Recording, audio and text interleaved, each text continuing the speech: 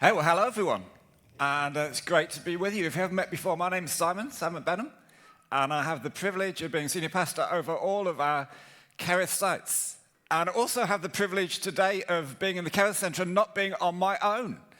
There's a whole lot of people in here with me. Why don't you just give a little hoop? Yeah. And here in Bracknell and in Windsor, we have the first of our watch events, our sort of beginning of our steps back to normality. Of physically gathering again. And I just want to acknowledge right from the beginning that there are some people who are desperate to get back to meeting physically again. And I guess some of those people are in the auditorium here today or in Windsor today. I've even had the privilege of meeting some people. This is the first physical Kerith gathering that they've ever been to. And that is so exciting to have that happening. But I realize there's also other people who will feel anxious and nervous about coming back physically. And we want to say that that's absolutely fine too. And we want to cater for everyone on that spectrum. So we're going to continue doing what we do online. We'll probably continue that forever because we think that's a great way of people joining Kerith and getting to have a look at Kerith. But we're going to continue to do that also for those who are anxious about coming back. So wherever you are on that, hey, it's just great to have you as part of our community, whether you're physical or whether you are virtual today.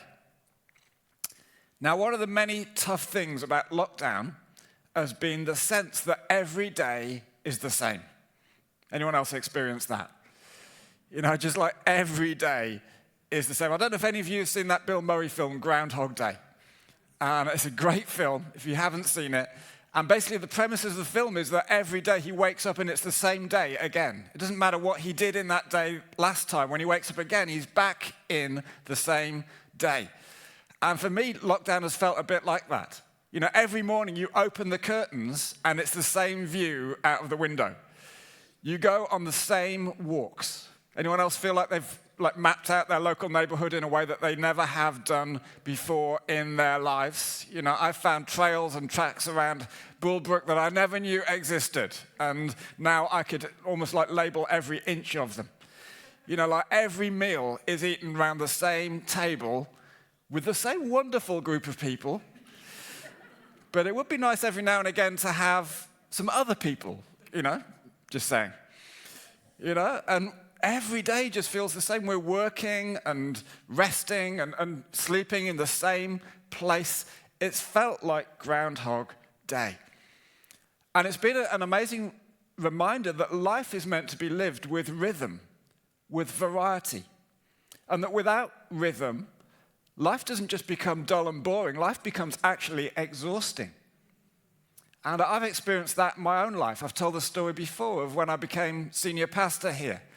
And I, for a season, just worked and managed to do that for a few months until I completely crashed and burned and had to learn to live with rhythm in my life. And we live in a world that has rhythm. There's a rhythm to the day. You know, there's a time in the day when it's light, and a time in the day when it's dark, sunrise and sunset. There's a rhythm to the year. We have seasons. We're not always in the UK, but, you know, sometimes we have all the seasons in one day. And who will ever forget, you know, that April day when it started snowing. And you're going like, what is happening now? This is just getting so weird. But generally, like, it's colder in the winter and it's warmer in the summer. Who noticed the blossom this year? Hey, I've never noticed blossom before. I'm just like, I am so like, has that ever happened before? Like suddenly there's all this white fluffy stuff on the trees and I'm like, what is going on here? This is amazing. You know, we need to tell people about this. Has no one ever noticed this? And I was out running yesterday with Katrina. We ran through a wood with these beautiful bluebells and you realize that that only happens at this time of year. And there's a rhythm to the year. There's a natural rhythm to the year. There's a time when the leaves appear and then there's a time when the leaves fall off. There's a time when everything is active. There's a time when you harvest, and there's a time when you sow, and there's a time when you reap. And there's a rhythm to us as well, as human beings. You know, we are awake, and then we're asleep. We work, and then we rest. There's even a rhythm to our bodies. You think of your heartbeat or your breathing. All of these things have a rhythm to them. And life is designed to be lived with rhythm. And all that comes from a God who has rhythm. And we see that in the book of Genesis, right at the beginning of the Bible, the very first book in the Bible. We read about God creating. And within each of the days of Genesis, the creation, there's a rhythm. There's times when God is working and doing stuff and forming stuff, and then every now and again, God will sit back and just go, hey, it's really good. That's pretty cool stuff. I'm quite, proud of those zebras that I produced, or, that blossom that I've designed, or whatever it is. There's a rhythm to the days, and there's a rhythm to the week.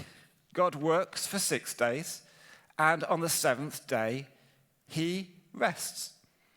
And over the next 7 weeks, we're going to look at part of the rhythms of life that God gave to the nation of Israel. They appear in the 3rd book of the Bible. If you know that the Bible, the first book is Genesis, that one that I referenced, then Exodus, and then the next book is a book called Leviticus. And it's a book full of laws and rules and regulations. And in that 3rd book, God lays out a rhythm for the week and the year for the nation. In fact, he also lays out a rhythm for the years. In Leviticus chapter 23, verse 1, and this is the chapter that we're going to work our way through over the next few weeks, it says this: the Lord said to Moses, Moses is the leader of God's people at this time, the Lord said to Moses, speak to the Israelites and say to them, these are my appointed festivals, the appointed festivals of the Lord, which you are to proclaim as the sacred assemblies. And God then goes on to describe a rhythm to the week and a rhythm to the year, which he wants the nation to follow. Now, the weekly rhythm we'll come to in a moment. That's what I'm going to preach about today, is 6 days of work and then a Sabbath rest. But the annual rhythm is made up of 7 feasts that happen at set points in the year. And in the springtime, there are feasts of Passover and unleavened bread and first fruits. In the middle of the year is the Feast of Pentecost. And then in the autumn are the Feasts of Trumpets, the Day of Atonement, and the Tabernacles. Now, all that might sound very interesting, but you're going like, what the heck is the relevance of this to me? Why does this make any difference to my life? Well, first of all, it's important because every one of us needs to find a rhythm to our lives if we're to flourish and thrive. And I think one of the things that we need to work on as we come out of lockdown is rediscovering rhythms in our lives. Hey, rediscovering rhythm to our day, times when we work and times when we rest. Getting back into those rhythms, rediscovering a rhythm to our week of times when, again, days when we work. And I would encourage people to think about having a Sabbath day, a 24-hour period where we rest, where we reconnect with God and we reconnect with others. And then a rhythm to our year. Who's just looking forward to going on a holiday again? Just being somewhere else, opening the curtains. Katrina and I had 4 days away last week just to open the curtains and see a different view out of the window. We saw the sea for the first time in about 6 months. It just felt brilliant. And that rhythm reinvigorates us, and we need to rediscover those rhythms. So that's the first thing we want to see. But really, secondly, and more importantly, we're going to look at what each of these feasts tells us about Jesus. Because each of them tells us something about him.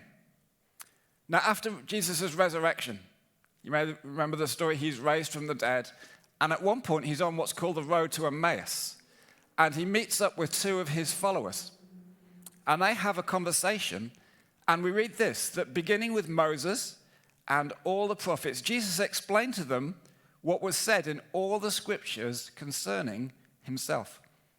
Now, when it says beginning with Moses, Moses is the first 5 books of the Bible, Genesis, Exodus, Leviticus, Numbers, and Deuteronomy, also called the Torah. And then the prophets is both the major prophets, so people like Isaiah and Jeremiah, and the minor prophets, Zephaniah and Zechariah and all that crowd. And then all of Scripture is like the rest of the Bible. So Psalms and all of that stuff, all of the Old Testament, the stuff that was written before Jesus. And what Jesus does is he takes all of that Scripture and he shows them how all of that Scripture points to him. And that's the reality, that the whole of the Bible is not just this fascinating story of these different people that we might go, well, what's the relevance of that? No, all of it points to him. And I wonder whether you've ever been in that place of wondering, like, what's the Old Testament all about? What's the point of the Old Testament? Anyone ever felt like that? You know, like the New Testament, the bit of the Bible written after Jesus, there's all these great stories about Jesus and about, the early church and all these letters that get written. It seems to have such relevance to us. But sometimes the Old Testament can seem a bit like, well, what's the point of all of that? And I remember when I first became a Christian. I became a Christian when I was 18. And I thought, well, I'm going to read the Bible all the way through. And I didn't do the sensible thing and find something like Nicky Gumbel's, Bible in a Year, which is just brilliant and takes bits from everywhere and explains it. I just started at the beginning of the Bible. I thought, well, it's a book. So you just start at the beginning and work your way through. And Genesis was great.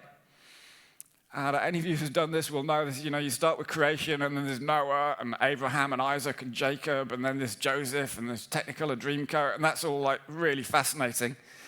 And then you have Exodus, which is all about Moses and the people escaping from Israel and in the desert, and it's all really fascinating. And then you hit Leviticus. And most people don't make it through Leviticus because it just feels like this endless set of rules and regulations. And, I was just writing an essay about a bit of Leviticus, and it's about what happens if you have a skin disease or you have mold on your clothes or mildew in your house, and you're just thinking, like, what is the relevance of any of this to anything? And yet, properly understood, all of it points to Jesus. And over these next few weeks, we want to take this bit of Leviticus, Leviticus 23, and show how these feasts point to Jesus. And I believe that as we look at Jesus from these different angles, as we see him from these different perspectives, it's going to be like a spiritual rhythm coming into our lives. And over these next 7 weeks, God is going to spiritually refresh us and renew us. I want to encourage us to dig in. Don't hear, oh, we're doing feasts. Oh, that's all going to be a bit, don't know what that's going to be like. No, this is going to be amazing as we dig in and we see Jesus through this. So, you up for that? Okay. So today we're going to look at the next little bit of this Leviticus 23 passage. And in verse 2 it says this: there are 6 days when you may work, but the 7th day is a day of Sabbath rest, a day of sacred assembly. You're not to do any work on it, wherever you live. It's a Sabbath to the Lord. Now, the root Hebrew word for Sabbath is yashav, which means to rest or to sit down. And this idea of Sabbath finds its origins in Genesis, in that very first book of the Bible, as God is about the work of creating the cosmos. And we read this: after 6 days of work, by the 7th day, God had finished the work he'd been doing. So on the 7th day, he rested from all his work. Then God blessed the 7th day and made it holy, because on it he rested from the work of creating that he had done. So God works for 6 days, and then he rests for the 7th. The question I want us to think about today is this: what did God do on the 8th day? What did God do on the 8th day? Because we tend to think, well, God worked for 6 days and did all the creation stuff, and then on the 7th day he rested. Well, on the 8th day he must have gone back to work again. But the reality is God didn't go back to work at that point. God carried on resting. You see, that picture of rest was a picture of the world as it should be. Let me show you in Psalm 132. Psalms is the songbook of the Bible. We read this: for the Lord has chosen Zion. That means his people. He has desired it for his dwelling, saying, what? This is my resting place forever and ever. Here I will sit. Remember that word. Here I will, what does God do? I will sit enthroned, for I have desired it. So having done 6 days of work, God then rests. There's no more creation to be done. He rests. And God's rest isn't like he just leaves us alone. He just scarpers and leaves us to get on with it.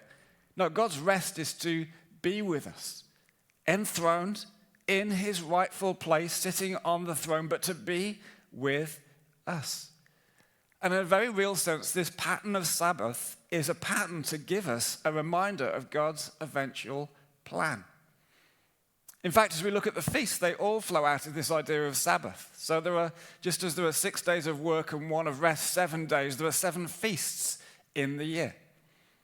In those 7 feasts, there are 7 days of rest. And actually, if you fast forward to Leviticus 25, 2 chapters later, we find that God actually gives a rhythm to the years. So every 7 years, the land is to have a Sabbath rest. And then every 7 groups of 7 years, every 50 years, there's a double Sabbath rest, which is called a Jubilee, when all the land returns to its rightful owners. This is an amazing sense of social justice. And this sense of Sabbath rest points to our eventual resting place. This is how God intended everything to be. God sat down and he rested. And that rest continues for God until chapter 3. If you know chapter 3 of Genesis, Adam and Eve disobey God. They rebel against him. And God has to work again. In Genesis 3:21, we read this: the Lord God made garments of skin for Adam and his wife, and he clothed them. God has to stop his rest and he has to begin to work. But this time the work is not about creation. The work is about salvation. It's about restoring his people to him. God's no longer making things or giving form or function to the cosmos. That work is finished. His work now is to reverse the impact of the fall. So God makes garments of skin. An animal has to die. A sacrifice has to be made to cover Adam and Eve's shame. And all through the Old Testament, we read of God at work to rescue his people. And that work comes to its fruition when God himself comes in human flesh, in Jesus, to dwell among us. And he becomes the ultimate sacrifice, who on the cross dies for our sin. And God himself dies for our sin and our shame, to make a way for our guilt to be removed and for us to be reconciled with God. So God's work moves from being a work of creation to being a work of salvation. And what's the last thing that Jesus cries out on the cross? What's the last thing that he says? It is finished. It's not a statement of defeat. It's a statement of completion. My work here is done. Salvation has been won. The separation that happened in the Garden of Eden has now been reversed. God can rest again. Salvation is complete. And I love what Jesus then does. Remember Psalm 132 that we read after creation. What did God do? He sat down. And what does Jesus do after his ascension into heaven? It says day after day. This is in Hebrews chapter 10. Talking about the temple and the sacrifices. It says day after day, every priest stands and performs his religious duties again and again. He offers the same sacrifices which can never take away sin. And in the temple in the Old Testament, every day they would be sacrificing animals for people's sin. There was never a rest from that. But it says this: when this priest, when Jesus had offered for all time one sacrifice for sins, he did what? He sat down at the right hand of God. It's finished. Salvation is won. It's brilliant, isn't it? Hey, at the end of creation, God the Father sits down because his work is complete. Now at the end of salvation, Jesus sits down because his work is done. And Jesus now has made a way for all of us to experience true Sabbath rest. You see, genuine Sabbath rest is not found just in finding a rhythm to life. It's found in Jesus. That's why in Matthew 11, Jesus says this: come to me, all you who are weary and burdened, and I will give you rest. Take my yoke upon you and learn from me, for I am gentle and humble in heart, and you will find what? Rest for your souls. For my yoke is easy and my burden is light. Hey, the Old Testament Sabbath rest points to Jesus as our true Sabbath rest. True rest is only found in Jesus. So what do we do with all this? Hey, well, first of all, very practically, I want to encourage us to find a rhythm to life. Those of you who've been around for a while here will have heard me preach a lot on this, about finding rhythm, a rhythm to your day, a rhythm to your week, a rhythm to the year, a rhythm to the years. Hey, if we're going to do life well, we need to live life with rhythm. When we live life with rhythm, we live it in cooperation with how God meant it to be lived. Now, we must be careful not to get legalistic. Sometimes when people get into this stuff, they start going, well, Sabbath, I've got to take this very seriously, and it's like, if I do anything on Sabbath, no, this is not about being legalistic. Paul wrote this to the church in Colossae, trying to help me. He says this: don't let anyone judge you by what you eat or drink, or with regard to a religious festival, a new moon celebration, or a Sabbath day. Hey, there was a time in the early church where most of the early church celebrated like church on a Saturday, but in Rome they celebrated it on a Sunday. They weren't too worried about the day. I read the other day, that's where the phrase, when in Rome, do as the Romans do, comes from. It's like if you're a Christian, most of the time you do it on a Saturday, but if you went to Rome, you'd have to do it on a Sunday because that's what they did. They weren't too fussed about a particular day. It was much more about the principles. So let's live life with rhythm. Maybe through lockdown, you've lost the rhythm in your life. As we begin to reemerge, let's rediscover that rhythm. Hey, let's plan in weeks. Let's plan in holidays. Let's plan in the things that are going to refresh us and renew us. That's the first thing. But the second is that is not enough. You can go online. You can find any number of Christian and secular courses in how to find rhythm in your life. That's all very good, but it's not enough if you don't take on board what all of that points to, which is that true rest is only found in Jesus. I found a really interesting thing this week. If you know in the Old Testament, there are 10 commandments. Do not murder, do not steal, do not commit adultery. One of those commandments is obey the Sabbath. In the New Testament, after Jesus is around, you find 9 of those 10 commandments are repeated. The one that doesn't appear is to do Sabbath.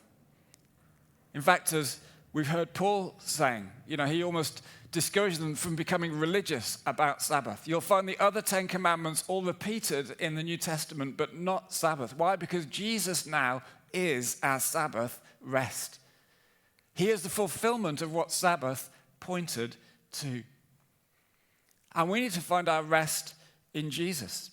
I love this quote from a guy called John Kessler.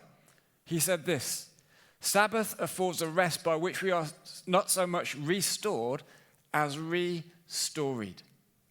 We're not so much restored and just refreshed like physically.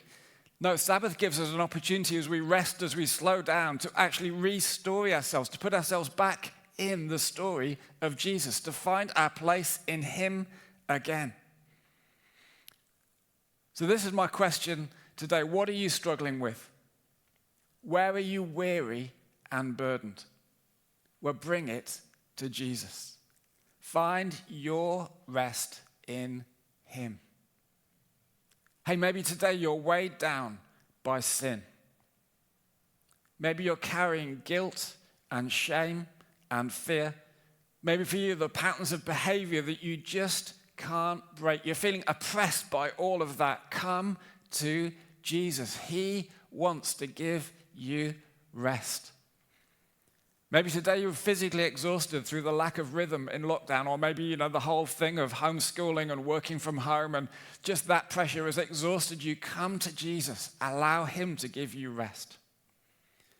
Maybe you're fearful of this next season as we begin to emerge from lockdown and we get back to some sort of normality. Maybe you're frightened of how that's going to work out, what that's going to look like for you. Bring that to Jesus.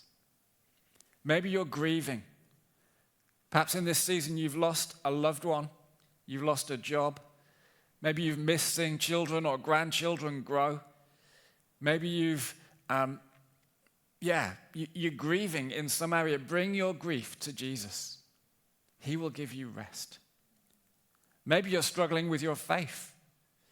Perhaps this has been a really tough season for you in terms of faith. Like, where is Jesus in all this? He doesn't seem to have answered my prayers in the way that I hoped or longed for him to do. Bring those doubts to Jesus. They're not an expression of lack of faith. It's a confidence in God that says, God, I'm struggling with this. I want to bring this to you. Maybe you've been let down by people. Maybe you feel like you've lost friendships and lost relationships through this season. Bring that to Jesus. Or is there something else that's wearying you? Bring it to him. Find your Sabbath rest in him. We're going to listen to a song in a moment, and then after that, I'll come back and we'll think about Q&A. But I want to give you a moment to process this. Hey, where are you weary? Where are you weighed down? Bring it to Jesus. I want to read you again as we close that Matthew 11 passage, but this is from the Message translation. And I love how it puts it. It says this: are you tired, worn out, burned out on religion? Come to me, Jesus. Get away with me, and you'll recover your life. I'll show you how to take a real rest. Walk with me and work with me. Watch how I do it. Learn the unforced rhythms of grace. I won't lay anything heavy or ill-fitting on you. Keep company with me, and you'll learn to live freely and lightly. Hey, bring your burdens, bring your struggles to him, and he will give you the rest that can only come through knowing Jesus.